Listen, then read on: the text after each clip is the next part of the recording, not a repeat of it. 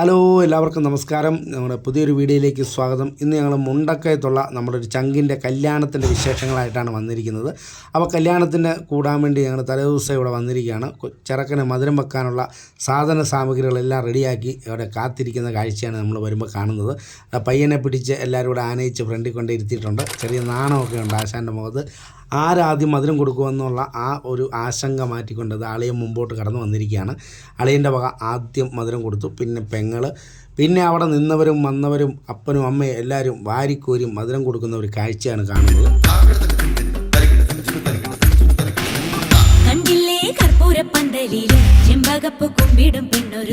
വന്നല്ലോ കർപ്പൂരപ്പന്തലില് പുഞ്ചിരിച്ച് പുത്തനൊളി പരത്തി അഞ്ജനവും കസ്തൂരിയും തിരുത്തി ചമയിച്ചു നല്ല ചന്തം വരുത്തി വെള്ളയും കരിമ്പടവും തിരുത്തി പെണ്ണവളെ മങ്കമാർ കൊണ്ടിരുത്തി വന്ന ജനമെല്ലാരും ചൊല്ലുന്നു മണ്ണിലിൽ ഇങ്ങനെ ചേലുള്ള മറ്റൊരുത്തി. അങ്ങനെ വന്നവരെല്ലാം വയറ് നിറച്ച് ഭക്ഷണമൊക്കെ കഴിച്ച് കുറേ പേര് വീട്ടിലേക്ക് പോയി, കുറേ പേര് അവിടെ സ്റ്റേ ചെയ്തു. പിറ്റേ ദിവസം രാവിലെ ആയപ്പോഴത്തേക്കും ഇതാ പയ്യൻ നല്ല സുന്ദര കോമളനായിട്ട് അണിഞ്ഞൊരുങ്ങി വന്നിരിക്കുകയാണ്. ക്യാമറയുടെ ആൾക്കാരെത്തി. ഇനി പയ്യനെ കിട്ടാൻ ഇച്ചിരി പാടാണ് കേട്ടോ. അവരുടെ കഴിവുകളൊക്കെ തെളിയിക്കാൻ വേണ്ടി ഉള്ള ശ്രമമാണ്. അങ്ങനെ കുരിശ് വരയ്ക്കാനായിട്ട് വിളിച്ചു. പ്രാർത്ഥനയൊക്കെ കഴിഞ്ഞ് മാതാപിതാക്കളുടെ അനുഗ്രഹമൊക്കെ വാങ്ങി പയ്യൻ പള്ളിയിലേക്ക് പോവുകയാണ്.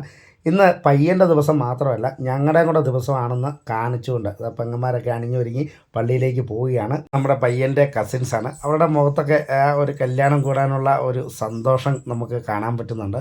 അങ്ങനെ പയ്യനെ ആയിട്ട് വാഹനം ഇതാ മെയിൻ റോഡിലേക്ക് കടന്നു വന്നുകൊണ്ടിരിക്കുകയാണ്.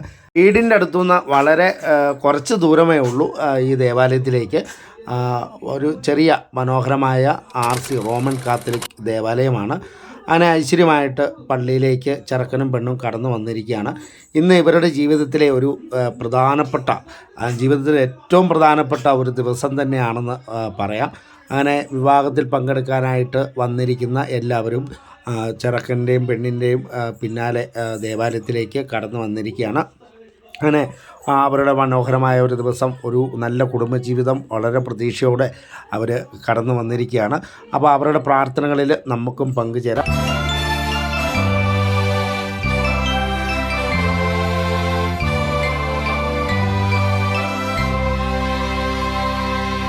മാലാഖമാർ പാടുന്ന സമയം, സ്വർഗം തുറക്കുന്ന സമയം. മാലാഖമാർ പാടുന്ന സമയം, സ്വർഗം തുറക്കുന്ന സമയം.